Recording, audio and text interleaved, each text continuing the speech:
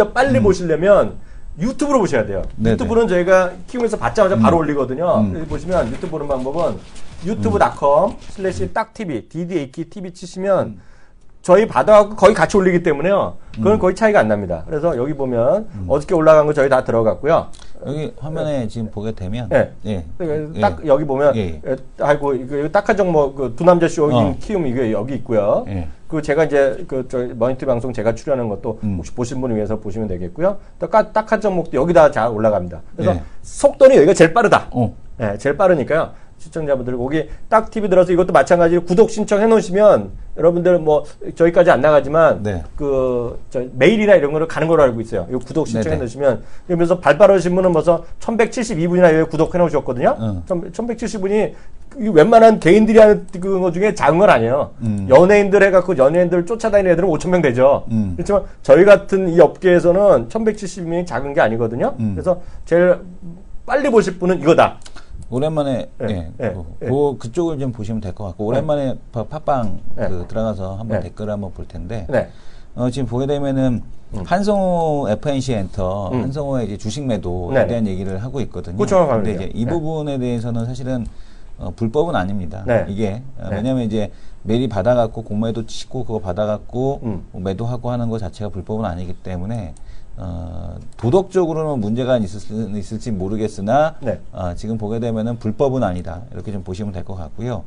한 번만 더 해보자님께서 올려주신 게 아이튠스에 딱 한 종목 에피소드가 지금 보게 되면은 어느 날 뭐 7위 했어? 4위에 했어요. 4위. 대박이네. 예, 4위에 올라왔다라는 얘기 해주셨고요.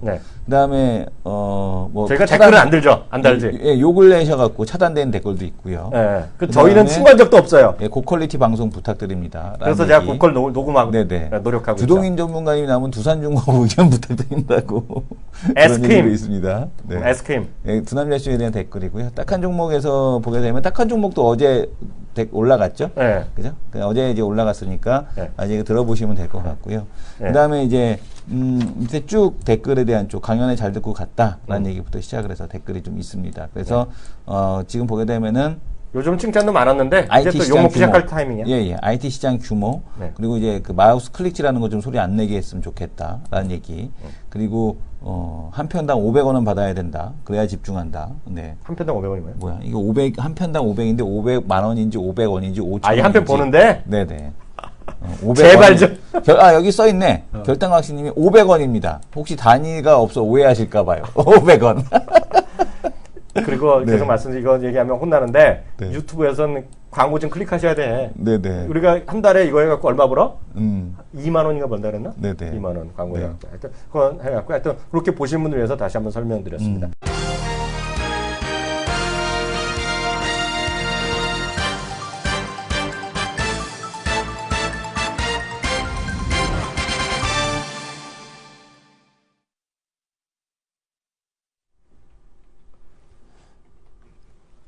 네. 안녕하십니까. 키움증권을 통해서 매일 오전 11시부터 90분간 우리 시청자분들 찾아뵙고 있습니다.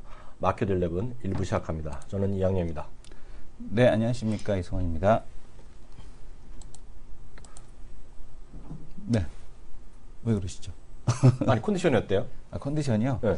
약간 좀 그 환절기다 보니까 아무래도 노령화에 의한 약간 건강 신체 지수의 저하 이런 것을 경험을 하고 있습니다. 나는 이성원 교수 매일 아프다고 그래갖고 내가 해갖고 저는 어제 사실 방송할 때 어저께 몸이 안 좋았거든요. 오늘도 새벽에 2시까지 잠을 못 잤어요.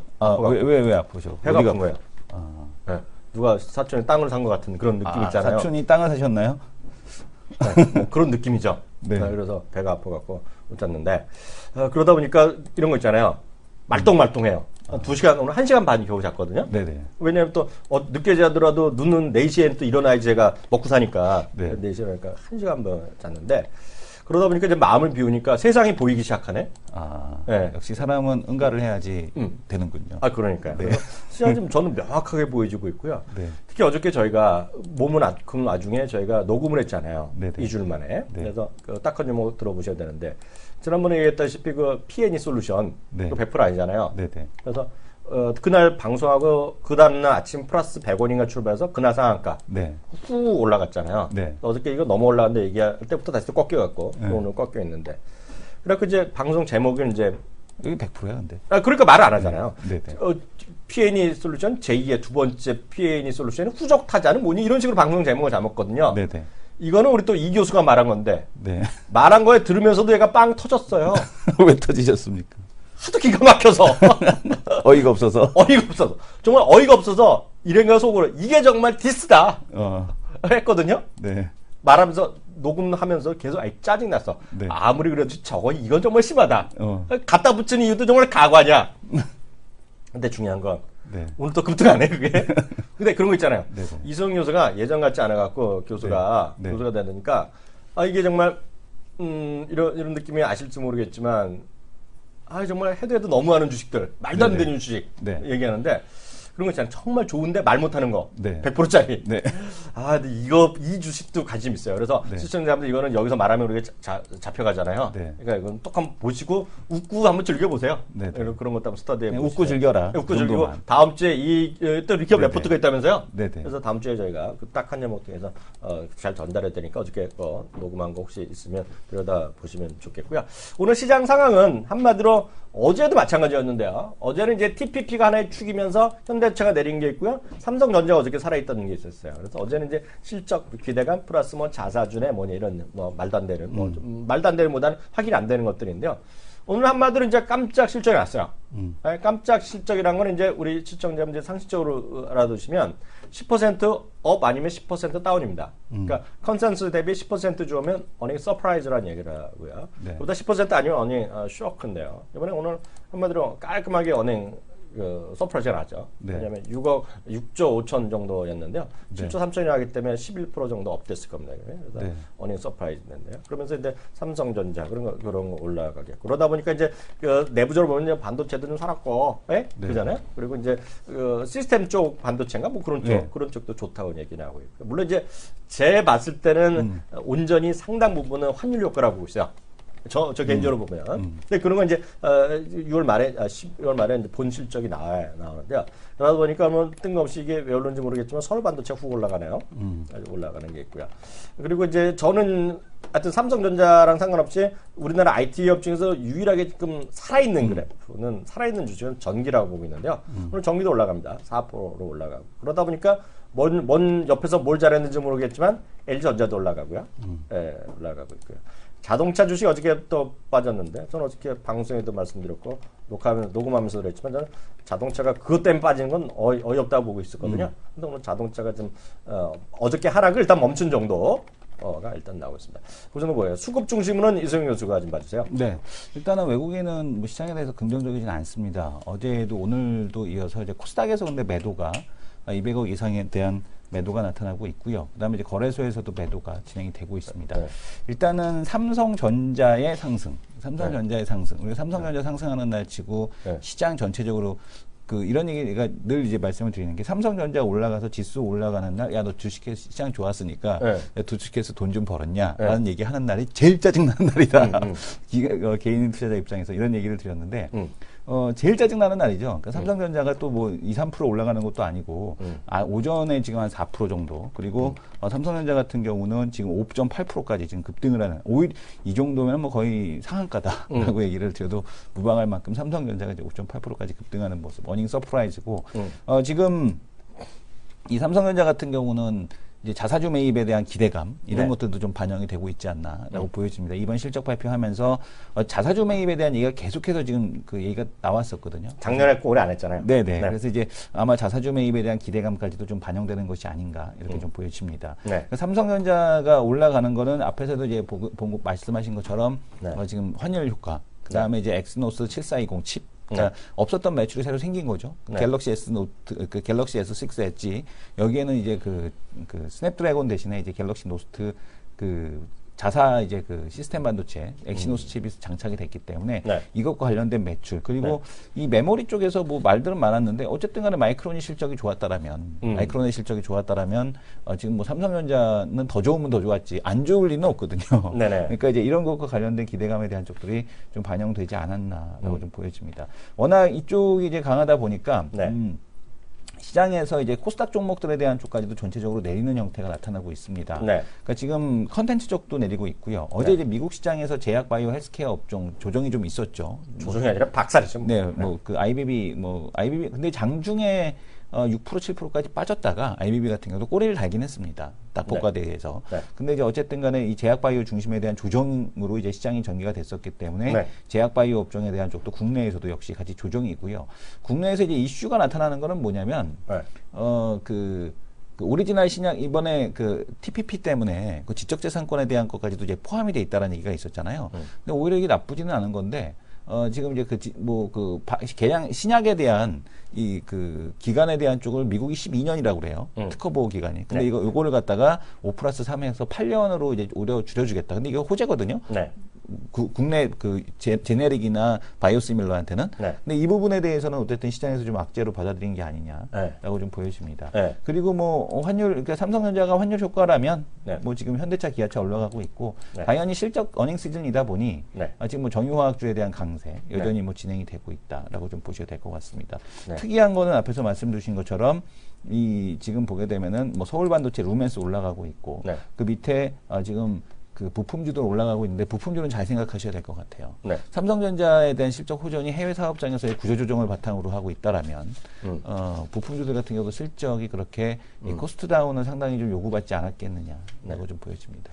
그 하나만 잠깐 보고 들어갔습니다. 네. 저는 이제 그 한국 주식 잘 모르잖아요. 좀 개별 종목을 잘 모르고.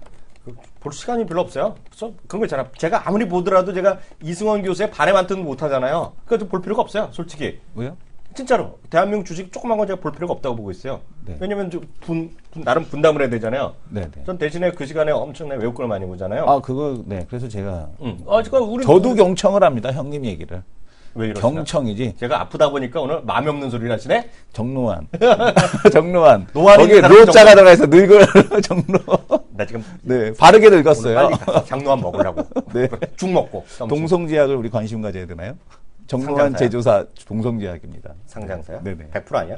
100%인가요? 봐야겠어요. 거래소인데?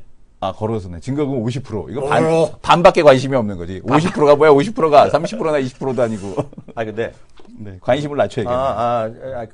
그게 아니라, 네. 지금부터 말씀드리는 건 이제 약간 진지한 건데요. 네. 저는 항상 보면, 먼저는 얘기해요. 네. 흐름에 대해서. 네. 지금 미국의 언론에 최고의 관심은 부동산입니다. 부동산. 예, 부동산 버블 논쟁. 네. 여전히 심해요. 뭐였는데, 테마로 보면 한마디로 IoTS. 그냥 거의 IoT에 미쳐있다고 보시면 돼요. IoT가 이제 여러 가지가 포함된 거죠. 우리가 그러니까 예전에 작년에 처음 우리 방송에서 얘기할 때, 미국에서 시스코 기준으로 보면 앞으로 수십조 달러가 되는 네네. 그런 것만큼 분위기가 커지는 IoT인데, IoT 얘기는 엄청 합니다. 지금 미국에서는 분위기 자체가. 근데 주식은 제가 모르겠어요. 주식은 나중에 우리가 고민할 거고요. 제가 이제 6월 달에 출장 갔다 왔잖아요. 6월 말에. 그래서 제일 먼저 한 얘기가 바이오 버블. 얘기했죠. 바이오 버블. IBB 한번 봐주세요. 아까 IBB 오늘 장중에 6% 떨어졌다. 약간 아래꼬리 다른데요. 네. 차트를 한번 주봉이라는 거 봐주세요. 길게 네네. 보시면. 이게 지금 우리나라 주식 많이 보시지만 이런 건 잘 안 보시거든요. 보통 시청자분들이요. 네. IBB를 보시면 한마디로 올해 최저치가 있습니다. 지금. 그러니까 올해 반등한 거 다 깨먹었어요. 지금요. 주봉으로 볼까요? 주봉으로 보시면 좀 확실하게 보실 거라고. 그래서 이거는 한마디로 꺾였어요. 완전히 꺾였습니다, 지금. 모르겠어요. 한국 모르겠는데 꺾여 있는데, 다만 여기서, 미국에서도 제 얘기가 어저께도 제가, 블룸버그인가 어디서 보면. 3년치를 볼까? 3년치. 3년치 아무나 보이세요, 지금요. 다 똑같은 흐름이니까 지금 했는데요. 거기서 보면, 역시 바이오에서도 헬스케어 중에서, 그 IT랑 합쳐지는 거 있죠. 사물 인터넷과 연결된 바이오 헬스케어 있죠. 그게 웨어러블이 됐건 뭐가 됐건 간에, 그쪽에만 보자는 얘기 지금요. 웨어러블 헬스케어. 네, 그게 핵심이다, 그렇죠. 근데 우리나라는 웨어러블 헬스케어가 없으니까. 우리는 없죠. 그러니까 굳이 한다는 게 인바디거든. 그러니까 그 정도 수준이 아니라 우리나라 지금 처음 했던 게 덱스컴에서 나온 거가 1호예요, 1호. 앱으로 FDA에서 앱으로 승인한 게 딱 하나거든요. 그게 내년 후년까지 200개 된다는 거예요. 덱스컴. 네, 200개. 그러니까 앞으로 이제 이거 스마트워치나 밴드가 됐고 뭐가 되고 거기 각종 들어갈 거 아닙니까? 헬스 건강 이런 관련된 것들이. 그래서 핸드폰이 아니라 아프는데 하는 것들이 있잖아요. 200여 개가 후년까지 한다니까 그거에 일단 주목하셔라. 일단 말씀드려요. 그래서 그 중요한 겁니다. 그래서 좀 말씀드렸고요. 오늘 이제 유가가 오늘 좀 반등을 했는데요. 유가 반등했는데 그러다 보니까 이런 말 하면 시청자분들이 저 이학영이는 맨날 떨어지면 떨어진다 그랬다. 올라가면 올랐다는 얘기 한다 그러잖아요. 네. 근데 전 늘 말씀드리지만 저희는 다양한 의견을 드린다고 말씀드렸는데요. 네. 불과 한 달 전만 하더라도 유가는 20달러 간다는 얘기가 많았어요. 네. 골드만삭스가 대표적이잖아요. 그쪽에서. 네. 근데 지금 보면 상당히 또 분위기가 훅 바뀌어서 유가는 바닥쳤다. 라는 얘기를 또 슬슬 더 많아지고 있어요. 그래서 이거는 가장 중요한 것은 8만. 요즘 보면 고용 얘기 또 많이 나오거든요. 숫자가. 고용이 생각보다 안 늘어났기 때문에. 그래서 해고한 사람이 8만 명이라네요.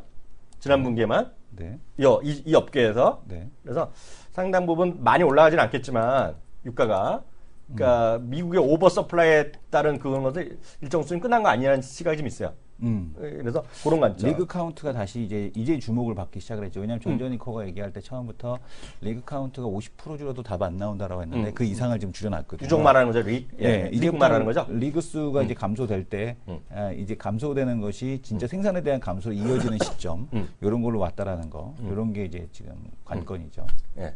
그래서 그렇게 일단 이해하시면 되겠고요. 바로 다음 코너 들어가겠습니다.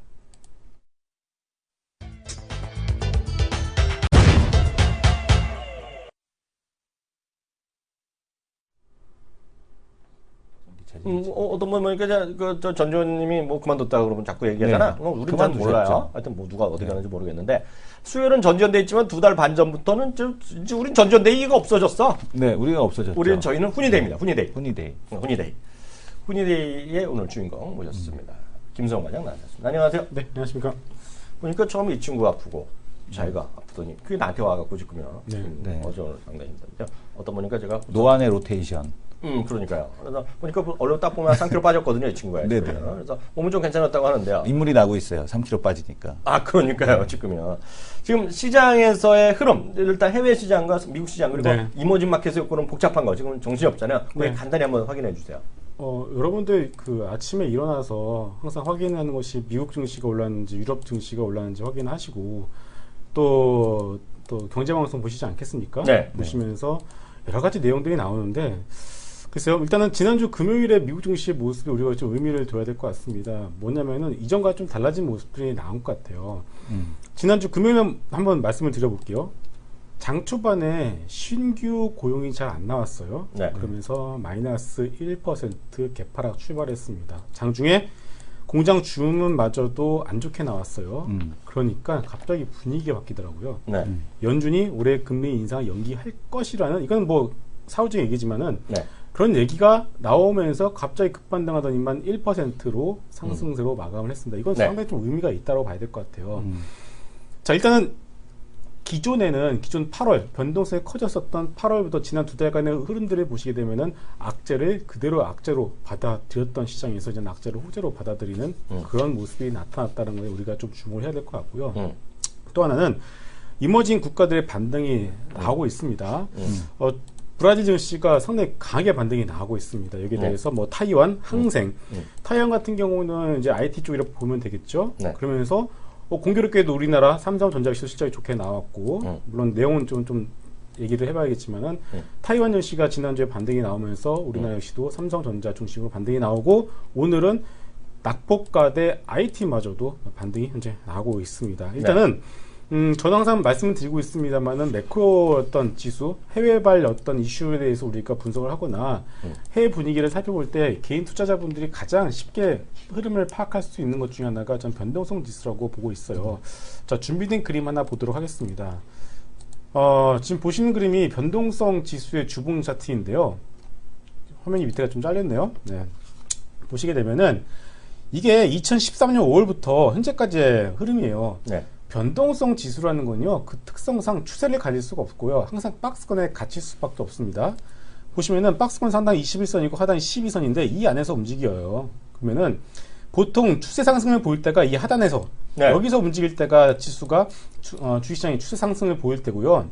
이걸 넘어가게 되면은 일시적이지만은 벗어나게 되면은 회귀를 할 수밖에 없습니다. 그런데 이번 주에 지난주 금요일부터 이번 주까지 처음으로 한 2달 만에 변동성 지수가 박스권 21선 상단 하단 아래로 들어왔습니다. 이건 나름 의미가 있다라고 생각하고요. 마침 이런 모습이 나타나자마자 원자재에서 반응이 나왔죠. 네. 유가가 튀었어요. 네, 유가 역시도 기존 흐름과 좀 다른 모습들이 나왔기 때문에 네.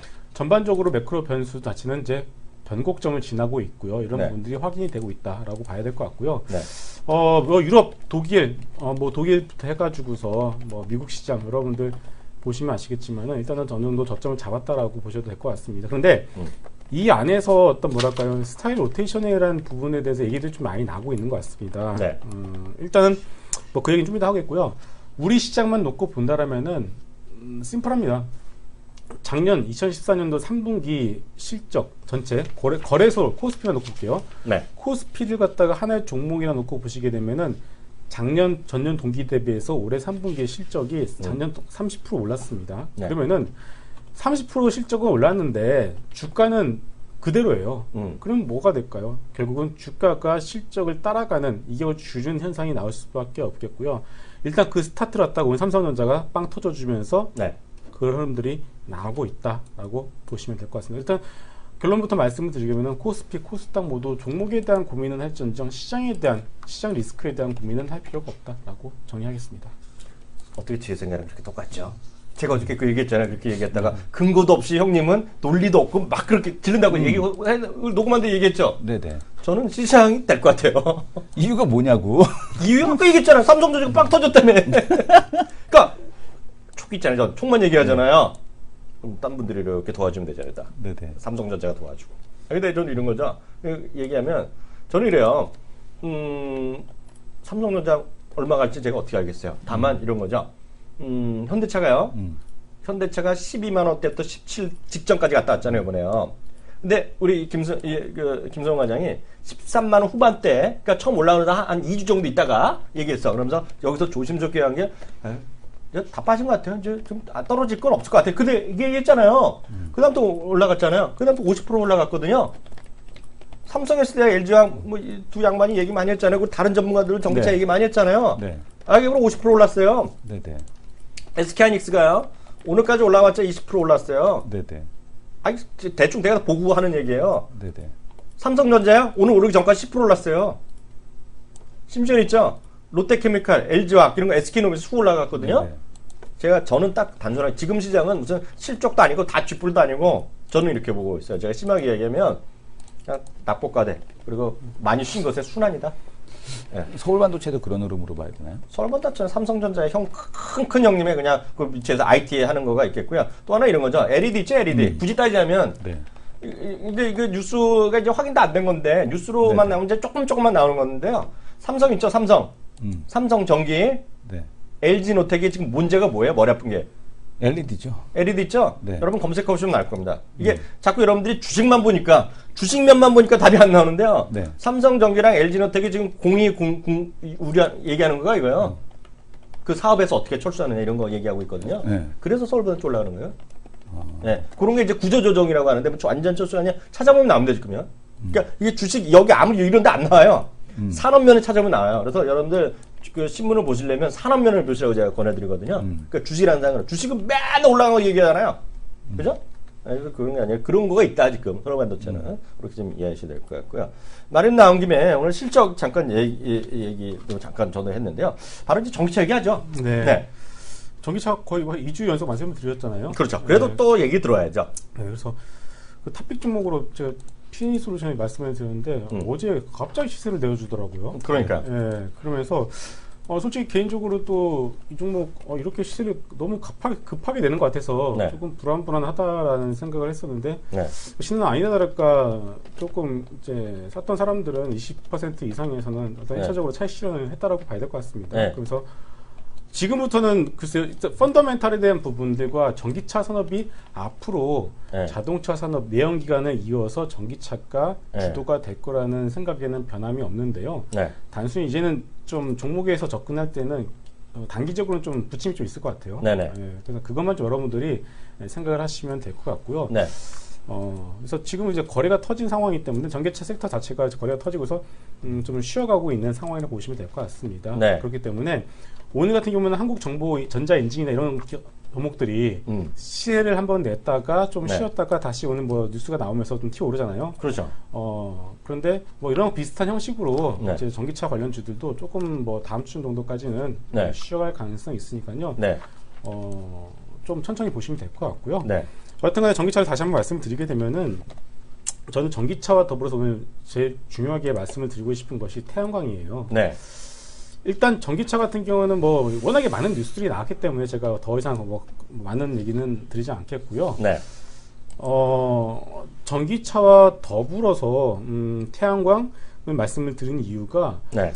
그 어차피 지금 에너지 산업의 헤게모니였다가 지난 30년간 가지고 있었던 것은 오펙 아니었겠습니까? 그렇겠죠. 예. 그쪽에서 감산하면은 급등하고 증산하면 떨어지고 그러니까 공급자 중심의 에너지 산업이었다라면은 이제는 태양광이 이제 좀 돌아서면서 네. 태양광이 좀 급속하게 보급이 되면서 네. 공급자 중심이 아니라요. 네. 이제는 그 뭐라 그럴까요? 그 비트 원자라고 이름 까먹었는데, 네. 그러니까 일반 가정과 기업에서 태양광 관련 발전 장치를 설비한 다음에 네. 자체적으로 소비를 하고 남는 것을 갖다가 전력회사에 보내가지고서 발전하는 그렇죠. 그런 식으로 이제 흘러갈 가능성이 좀 높아지지 않을까라는 생각을 좀 하고 있어요. 물론 네. 이르다라는 생각도 합니다. 그런데 이게 중요한 이유가 뭐냐면요. 일단 지금 태양광 업계 쪽의 얘기를 들어보게 되면 일단 업황 돌아선 게 맞다라고 합니다. 네. 그러면은 자 앞서 제가 말씀을 드렸던 것처럼 지금 전기차를 하는 이유가 결국 어떻게 보면은 그 미국과 중국의 어떤 그런 이해관계가 맞아 떨어진 것도 있겠지만은 청정 에너지에 대한 부분도 있을 거 아니겠습니까? 환경 관련 부분들. 네. 그러면은 친환경 전기차는 뭐 알고 계시면은 오리지널 친환경은 아니잖아요. 네. 결국 전기를 생산하는 단계에서부터 친환경을 만들어내야 되는데 네. 여기서 태양광에 나설 수밖에 없다고 보여지고 있고요. 또 네. 중요한 거는 이런 얘기 하시더라고요. 이 태양광 좋은 거 아는데 네. 효율이 22%밖에 안 나오고 또 비싸지 않냐 아직까지는. 네. 라고 얘기하시는데 물론 아직까지는 비싼 게 맞아요. 그런데 이 태양광의 발전 단가가 네. 원유 대비해서 지난 10년간에 그 얼마만큼 개선이 되는 원가가 얼마만큼 개선이 되는지를 보시면 5,000배가 개선이 됐어요. 네. 그러니까 옛날에 무진장 비쌌는데 네. 태양광이 왜 발전 속도가 빠를 수밖에 없냐면요. 태양광은요. 그러니까 수학 체증의 법칙이 적용되는 산업입니다. 무슨 얘기냐면은 반도체가 옛날에 그 황해 법칙이 있었잖아요. 그렇죠. 네. 발전 속도가 그만큼 빠르다시피 태양광도 캐서 만드는 게 아니라 반도체 산업이거든요. 그리고 ICT 쪽의 발전 산업의 속도를 태양광은 그대로 따라갈 수밖에 없기 때문에 네. 그다음 원유 대비해서 발전 단가가 그만큼 빠르게 좋아졌다고 보시면 될 것 같아요. 그러니까 이런 부분들이 최근에 태양광 OCI도 그렇고 실성 솔라 에너지도 그렇고 네. 턴어라운드 하고 있어요, 지금 실적이. 그렇죠. 이제는 물론 아직까지는 태양광이 약간 비싸지만 이게 딱 맞아 떨어지는 단계가 온다고 봐야 될 것 같습니다. 네. 그렇기 때문에 네. 차기 테마로서 태양광이 나설 가능성이 높다라고 보여지고 있고요. 이 부분에서 여러분들 저도 지금 좀 공부를 하고 있는데 여러분은 여기서 좀 맞춰서 공부를 해보실 필요가 있다라고 말씀을 드리고 싶고요. 자, 또 하나 더 진행해서 그냥 자율주행 자동차까지 얘기를 말씀드릴게요. 네, 좋습니다. 네. 지금 그 현대차 쪽에 선임연구원을 한 분은 알고 있는데 네. 그분 얘기를 들어보니까 자율주행 자동차에 대한 관심이 현대차 내에서 상당히 높다고 합니다. 네. 그래서 일단은 이 부분 한번 말씀드리도록 할게요. 네. 일단 제가 준비한 그림 하나 좀 보도록 하겠습니다. 보시면은 자율주행 자동차는 총 5단계를 보시면 돼요. 네. 레벨 0부터 레벨 4까지 있는데 네. 지금 그 크루즈 컨트롤이라고 하죠. 네. 이게 레벨 1이라고 보시면 되고요. 네. 지금 이제 앞차와의 거리를 갖다가 조절해서 네. 다른 레벨 2 단계가 이제 여러분들 제네시스 광고 보시게 되면은 이렇게 여러 대가 주행하다가 앞차가 멈춰서니 같이 멈춰서는 광고 보셨잖아요. 그렇죠. 그게 지금 레벨 2 단계거든요. 네. 근데 이 레벨 2 단계를 현대차는 지금 광고를 때리고 있는데 이미 이건 볼보가 2012년도에 만들었던 기술이거든요. 그렇죠. 이제 뒤늦게 따라가고 있다고 보시면 될 것 같고 현재 구글이 만들고 있는 자율주행 자동차가 레벨 3입니다. 그리고 레벨 4는 완전 자율주행 자동차 보시면 되는데 아직까지 여기는 아니고요. 현재 레벨 2에서 레벨 3으로 넘어가다는 단계에 놓여져 있다. 즉 다시 말해서 자율주행 자동차가 마치 그러니까 우리가 볼 때는 그냥 버튼 하나만 누르면 바로 가는 레벨 4를 생각하고 있지만 이미 상당히 진보가 되고 있고 발전이 상당히 진행이 되고 있다라고 보시면 될 것 같습니다. 그래서 이 부분에 대해서도 우리가 좀 관심 있게 봐야 될 것 같은데 그렇다면 우리가 어디 섹터에 주목해야 되냐가 중요할 거 아니겠습니까? 그렇죠. 그래서 보시게 되면은 이게 총 3단계예요. 네. 인지를 하고요. 인지, 그러니까 주변 상황을 자동차가 인지를 하고 그 입력된 정보를 갖다가 분석해서 이것이 위험한 상황인지 아니면 노멀한 상황인지 갖다가 판단하는 어떤 그런 CPU 제어에 대한 판단에 대한 어떤 그런 단계가 있고요. 네. 마지막으로 차 전체를 갖다가 가게 하거나 멈추게 하거나 가속하거나 감속하거나 이렇게 해서 제어하는 이렇게 3단계로 나눠서 보시면 되는데 일단은 이 두 번째 판단과 제어 단계에서는 특별히 나온 관련주는 아직까지는 없어 보여요. 네. 이 부분은 이제 구글이나 애플이나 현대차 같이 완성차 쪽이나 그쪽에서 좀 진행을 해야 되는 거라고 보여지고 있고요. 일단 1차적으로 인지, 주변 환경을 인지하는 이 부분에 대한 수요지는 분명히 있다라고 생각을 합니다. 네. 그래서 주변의 환경을 인지하는 방법은 자동차가 2가지예요. 레이더, 그 다음에 카메라예요. 네. 자, 요즘에 레이더는요, 그냥 레이더가 아니라 라이다라는 표현을 씁니다. 그러니까 레이저 레이더. 이걸 합성어로 해서 라이다라고 하는데. 오, 디테일 있는 남자네. 역시 전기공학 달라, 전자공학. 근데 이 부분에 관련주도 없어요. 라이더? 네, 아직까지는 안 나와. 저는 제가 모르는지 모르겠지만 아직까지는 못 찾겠고요. 그래서 일단은 그 카메라 쪽을 봐야 될 것 같아요. 그렇죠. 그러니까 봐야 되니까. 예, 카메라도요, 지금 LG전자가 듀얼 카메라 나왔잖아요. 네. 근데 자율주행 자동차에서 카메라는요, 필수적으로 2개가 들어가야 됩니다. 네. 왜냐? 네. 주변 환경 갖다가 3D로 인식을 해야 되거든요. 아, 그러네. 예, 그래서 2개가 들어갈 수밖에 없으니까 이 카메라와 관련된 종목들, 뭐 MC넥스 정도 이렇게 보시면 될 것 같고, 네. 또 하나는 이 카메라가 만들어지게 되면 카메라 모듈을 검사를 해야 되거든요. 카메라를 검사하는 장비, 하이비전 시스템, 이렇게 이 2종목의 경우에는요, 네. 여러 가지 모멘텀이 있기 때문에 같이 해서 놓고 보시면 좋을 것 같고요. 네. 또 하나 이제 검사 장비에 대한 중요성이 부각될 수밖에 없는 이유가 카메라는 솔직히 우리가 이렇게 셀카 찍으면 그게 사람 목숨과 관련이 없잖아요. 관련 없죠. 그렇죠. 근데 자동차는요, 그만큼 카메라의 성능 자체가 높아져야 된다고 봐야 됩니다. 걔가 잘못 보면 끝나죠. 그렇죠. 네. 사람 목숨이 안전이 달려있는 문제이기 때문에 검사 장비의 어떤 신뢰성과 중요도가 더욱더 부각이 될 수밖에 없다라고 보여져요. 그래서 카메라는 뭐 MC넥스 정도, 그리고 이제 검사 장비는 하이비전 시스템. 그래서 카메라에 대한 부분들은 여러분들이 지속적으로 볼 필요가 있어 보이겠고요. 또 하나 IoT, 홈 IoT에서도 지금은 뭐 개가 집에서 혼자 노는지 잘 노는지 개를 관찰하는 그런 거 나와잖아요. 그렇죠. 근데 그걸 넘어서 가지고서 이제는 집에서 이제 꼭 스마트폰을 통해서 상대방과 통화를 하는 것이 아니라 또 다른 디바이스가 나가지고서 쉽게 집안의 어떤 집안의 상황 인식을 하고 그 부분에 대해서 또 다른 어떤 뭐랄까요, 또 부가가치를 만들어낼 수가 있기 때문에 카메라에 관련된 부분들은요, 우리가 계속적으로 관심을 가져야 되지 않나 싶습니다.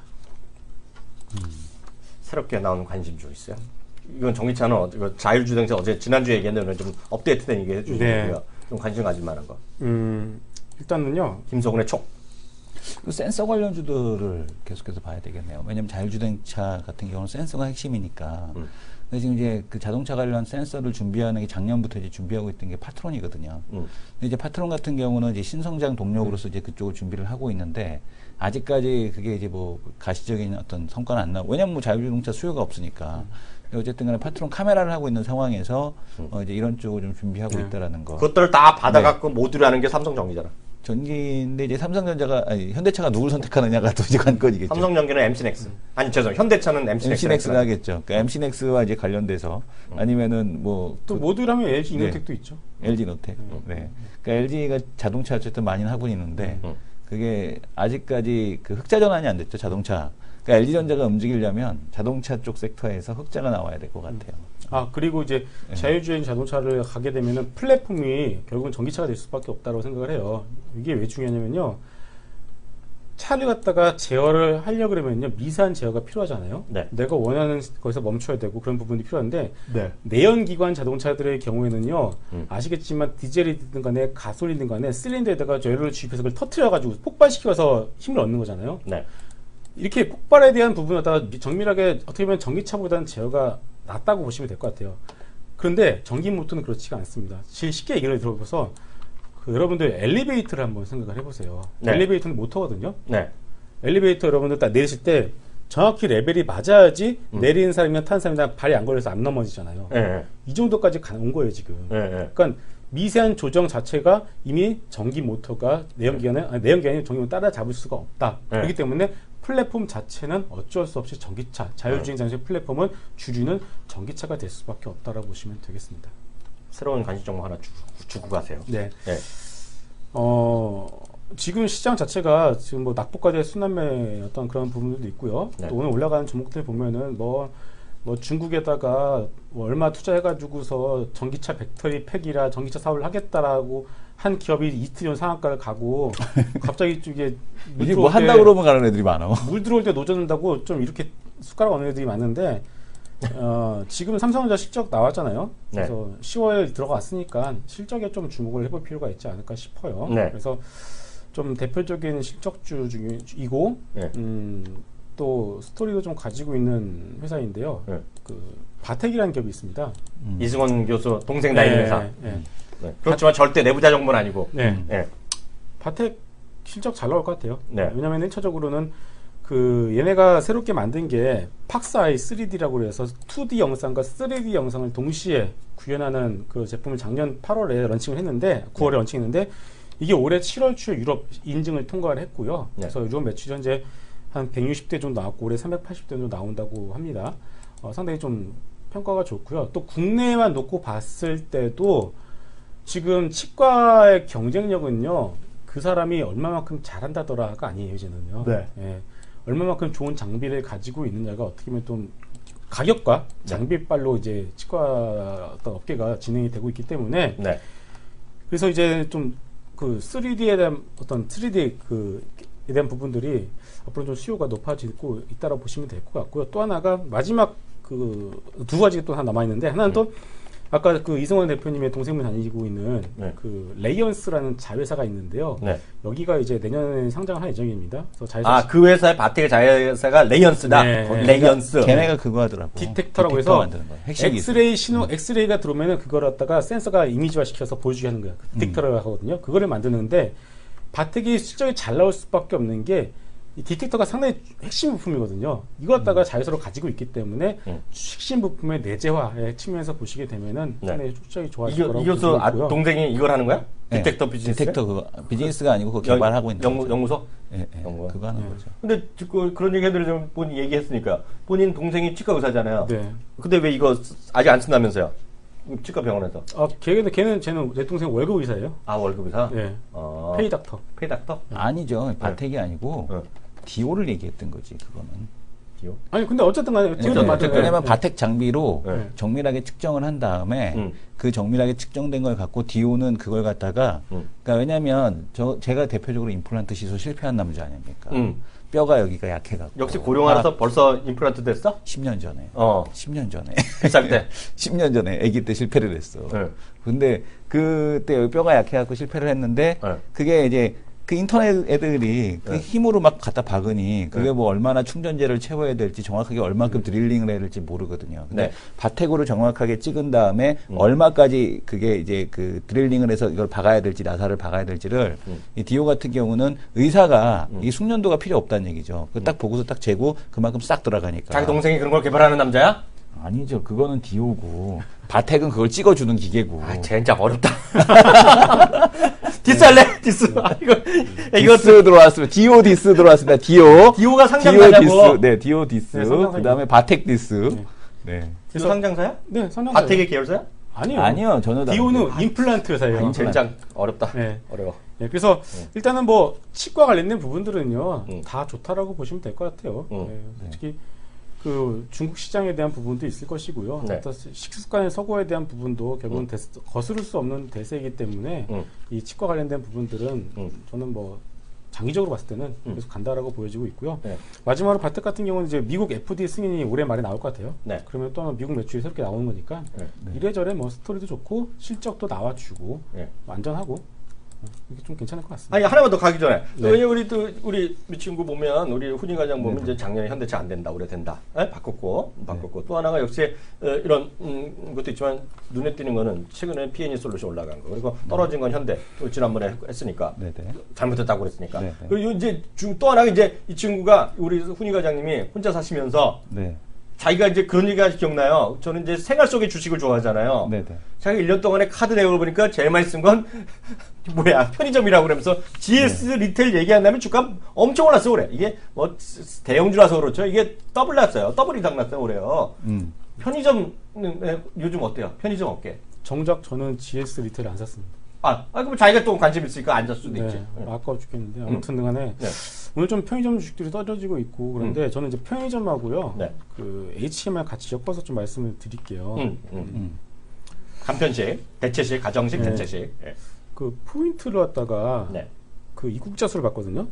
작년에 중국 관광객 입국자 수가 612만 명이에요. 올해 그 정도 올해 추세라면은 뭐 메르스 영향이 있겠지만은 연말까지 가면 한 800만 명 되지 않을까 싶어요. 근데 우리나라 전체 인구 통계청 사이트 들어보니까 5,200만 명입니다. 전체 5,200만 명인데 입국자 수가 올해 800만 명이에요. 물론 이 800만 명이 2박 3일, 3박 4일 있다 가지만 그러니까 제가 이거 보면서 느낀 게 이거랑 더해서 제가 방송을 이제 아침에 하고 있는 한국경제TV 옆에 보면요. 거기에 호텔이 있어요.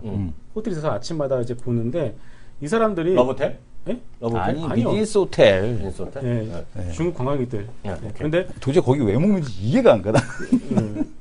인천에서도 먹는데요, 뭐. 하기야. 근데 아무튼 근데 그 사람들이 편의점에서 음식을 사 먹는 걸 많이 봤어요, 아침마다. 엄청나요? 아침마다 사 먹나? 거기 보면 저녁마다 애들 줄 서 있고 막 중국어로 나한테 이제 편의점 알바도 중국어 해야 돼요. 편의점 알바 화장실 가서 없으니까 뭐 중국어로 나한테 뭐라 그러는 거야. 그래서 내가 중국 사람 특징 있잖아. 다짜고짜 중국어. 다짜고짜 중국어. 그래서 내가 손가락으로 맞은편 편의점을 가르쳐 줬지. 이렇게. 아니 한마디 해야지. 워스 이승훈 그런 데잖아. 워스. 뜬금없이 내 소개를 왜 해 거기서. 유일하게 아는 거니까. 그래서 그 우리가 HMR 그 사업에 대해서 처음에 1차적으로 접근을 했던 것이 일본의 사례를 가지고서 1인 가구의 증가 때문에 HMR 시장이 늘어난다라고 1차 접근했잖아요. 근데 우리는 일본과 더불어서 하나의 더 모멘텀을 가졌다. 중국 사람들의 관광객들의 모멘텀을 하나 더 좀 등에 업지 않았나라는 생각을 좀 하고 있습니다. 그래서 이런 부분을 봤을 때도 이 HMR 같은 경우는 뭐 CJ 프레시어나 오뚜기 같이 롯데푸드 뭐 이런 쪽은 계속 좀 보시면 좋을 것 같고요. 그래서 결국 이 사람들이 이제 사먹는 공간 자체가 편의점이 될 수밖에 없기 때문에 편의점이 뭐 조금 이제 그동안 올랐던 부분이 있어서 또 오늘 삼성전자 올라가니까 또 많이 올라갔던 종목들이 좀 떨어지지 않겠습니까? 그렇겠죠. 그래서 좀 뭐 쉬어갈 수는 있겠지만은 편의점이 그렇게 쉽게 꺾이지는 않을 것 같다라고 보여지고 있습니다. 오늘 여기까지 해야 될 것 같아서 너무 늦었습니다. 또 몸도 안 좋은데 너무 오랫동안 오셨습니다. 오늘 여기까지 하겠고요. 또 다음 주 수요일 날 뵙겠습니다. 수고하셨습니다.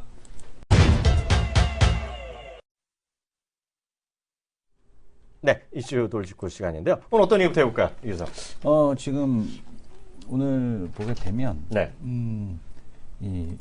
그 며칠 전에 엘니뇨 때문에 그 가뭄이 온다 얘기 들었잖아요. 근데 지금 보게 되면은 엘니뇨 때문에 농산물 가격에 대한 반등이 나타나고 있다. 근데 요거는 조금은 글쎄요. 뭐 어쨌든 간에 최근에 그 브라질 기상 악화로 인해서 브라질 쪽에서 이렇게 얘기해서 설탕이 27%, 커피가 11% 이렇게 올랐다라는 얘기하고 있는데 지금 보게 되면 어쨌든 간에 지금 뭐 옥수수와 밀이 11% 이거거든요. 근데 이게 최근에 뛰긴 했어요. 근데 이제 요거에 대한 흐름은 뭐하고 관련이 있냐면은 이 글렌코어 요쪽 어쨌든 간에 뭐 원자재 시장에서 뭐 얼마나 걔네가 이제 다른 쪽은 포지션을 많이 차지하고 있지만 곡물 시장 쪽에서 포지션을 얼마나 가지고 있는지는 모르겠는데 이쪽에 어쨌든 간에 그 글렌코어에 대한 사태가 해결되고 나서 원자재 시장 전체적인 반등이 있었다. 다만 농산물 같은 경우는 9월 초부터 반등세가 계속되고 있거든요. 그렇죠. 그래서 이제 기상 악화에 대한 원인에 대한 쪽들이 이런 것들을 좀 반영을 하고 있다라고 좀 보셔도 될 것 같고요. 이렇게 되면은 우리가 보통 얘기하는 식음료 관련된 기업들에 대한 주가 상승. 당장 이렇게 얘기하잖아요. 뭐 엘니뇨 때문에 원재료 가격이 올라가게 되면 얘네들이 판매 가격을 높이잖아요. 그러니까 이게 실적에 대한 쪽으로 반영이 된다. 그래서 오히려 이걸 좀 긍정적인 쪽으로 좀 해석을 해도 좋지 않을까. 그래서 잠깐 한번 볼 텐데요. 차트랑 한번 같이 해서 보겠습니다. 지금 보게 되면은 이게 이제 그 소맥이거든요. 소맥 같은 경우는 지금 미리 여기서부터 소맥은 이제 미리 올라오기 시작을 했고. 술 얘기를 왜 안 했지? 소맥 말고. 그다음에 지금 보게 되면 옥수수 가격도 이제 9월 초부터 올라오고 있거든요. 근데 사실은 다른 이제 그 원자재를 보게 되면 이 뭐 금속 쪽을 보게 되면 금속 쪽은 지금 차트를 선으로 바꿔 줘야겠네요. 지금 보게 되면은 글렌코어 이후로 이 글렌코어 전 때문에 빠졌다가 네. 글렌코어에서 이제 그 경영진하고 채권단하고 그 얘기했다. 네. 그 이후로 지금 안정이 나오고 있고 브라질 시장도 그때부터 반등 나오는 거거든요. 그렇죠. 그런 상황에 대한 쪽이 지금 전개되고 있다라고 보셔야 될 것 같고 오히려 이쪽 뭐 원자재 시장 쪽에서는 지금 보게 되면은 이 금속이나 이런 쪽보다는 농산물 쪽이 가장 뭐 재고도 적고 이게 가장 그 핵심이지 않을까라고 생각을 하고 있습니다. 제 화면 잠깐 잡으세요. 두 가지 오늘 간단하게 일부 시간에 마저 말씀드리겠는데요. 이거 사회적 트렌드의 변화를 좀 보셔야 되겠는데요. 지금 보시면 자동차 있잖아요. 그러니까 일본의 자동차 업계에 지금 고민이 하나 있어요. 일본이랑 미국 같이 말씀드리면. 일본이란 나라는 20대 젊은이들, 30대 젊은이들의 운전 면허 취득률 자체가 최저로 떨어지고 있어요. 그러니까 아예 자동차 면허 자체를 안 따는 거예요, 애들이.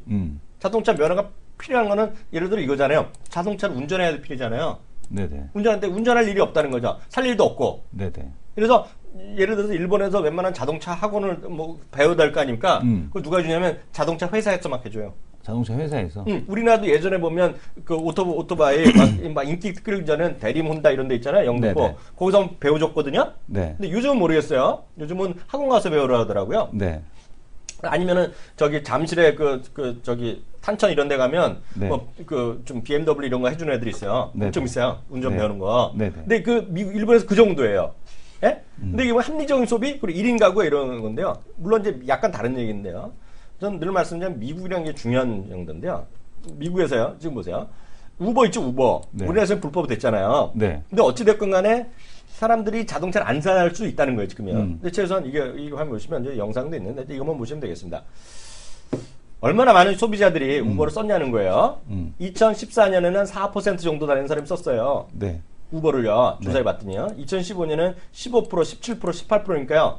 미국 국민의 5명 중에 한 명 정도, 10명 중에 2명 정도가 쓰고 있다는 거예요. 써봤다는 거예요. 근데 문제는 이게 핵심적인 거예요. 이런 비슷한 서비스가 많이 생기고 있거든요. 그러다 보니까 딱 보니 이걸 보세요.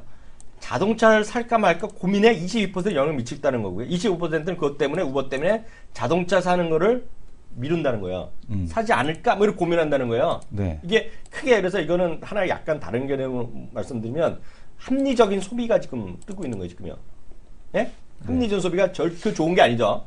메이커나 이렇게 사업하는 사람이 좋지 않잖아요. 그래서 대신에 딴 거가 또 뜨겠죠. 그래서 이렇게 뭐 시간 단위 자동차 빌려주나 이런 등등 있잖아요. 근데 그런 거 일단 우리 시청자분들 이제 또 하나 보셔도 될 것 같고요. 또 하나 이제 전혀 지금 시장에 반영되지 않은데 삼성전자가 올라가서 그렇지만 지금 보면 두 개가 박살나고 있는 게 있어요. 두 개가. 이제 어제부터 해갖고 저도 그렇고 이제 OCI는 이제 반등을 좀 시도하고 있는데 OCI도 지금 최저 수준이잖아요. 더 최저 수준은 10년의 최저까지 들어간 게 포스코예요. 포스코. 근데 이거 잘 주목을 하셔야 되는데요. 이게 왜냐면 이게 하도 지금 우리 시청자분들 주식만 보니까 그런데 지금 어저께 중대 발언이 나왔어요. 그거 아세요? 어떤 거요? 어저께 이제 강석훈 의원이라는 사람이 있어요. 그러니까 저기 새누리에 서촌과 어디 저 강남 3구에 하는 친구인데요. 국회의원이 새누리 여당. 근데 이 양반이 이제 이런 얘기했어요. 지금 한계 기업 이렇게 어려운 것들 많은데 계속 살려두고 구조조정 안 하겠냐 했더니 최경환 부총리가 받아서 바로 얘기합니다. 태업정을 바로 얘기했어요. 이거 집중적으로 좀 제 화면 좀 잡아주셔야 되겠는데요. 어디 갔어? 철강업계 구조조정을 얘기합니다, 지금요. 그래서 잘 보셔야 돼요. 조선, 해운, 철강산업의 구조조정 매우 시급하다 얘기하고 있어요. 잘 보셔야 되는데요. 특히 조선 있죠, 조선. 조선은 1997년 IMF 이후 처음으로 처음으로 철강업계 수장이니까 대표겠죠. 오늘은 아니겠지만 대표는 수장이라는 표현이 나는데 모였어요. 처음으로 8월에. 9월에 또 모였어요. 이번에 통상산업부 주관에서 같이 모였어. 그래갖고 구조조정을 강력히 구조조정을 얘기하는데요. 구조조정을 뭘 하겠느냐에 딱 세 가지의 방향성을 딱 얘기합니다. 전문화, 감산, 그리고 대형화입니다. 대형화. 그리고 포스코는 철강 외에 다 매각. 핵심적인 철강 다 매각. 그래서 오늘 벌써 일부에서 대우인터넷을 완전히 통째로 넘겨라. 그런 얘기 너무 급한 얘기 나오니까 사실 아니다 얘기 나오고 있는데요. 하여튼 그런 거 있겠고요.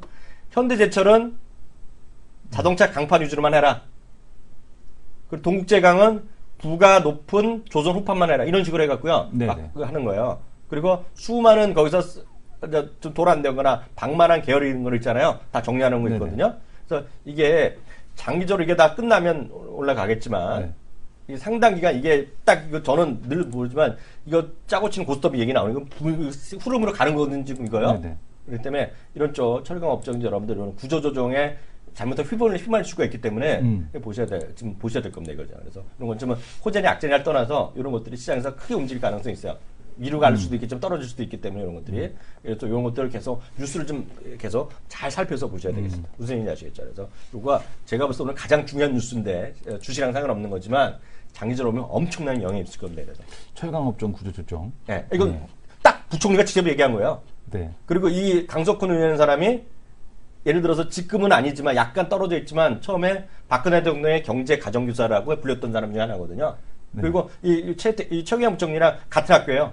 그러면 이 철강업종이 계속 좋지는 않겠네요. 그래서 저는 그래요. 네. 그래서 호재는 바오산 철강입니다.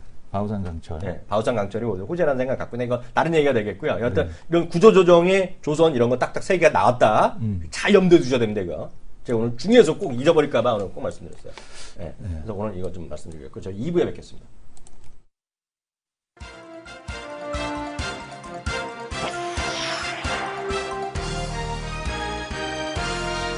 네네. 전 체험면으로 해서 보겠습니다. 팟빵을 일단은 들어가시면 되고요. 팟빵? 예, 팟빵을 설치를 하셔야 됩니다.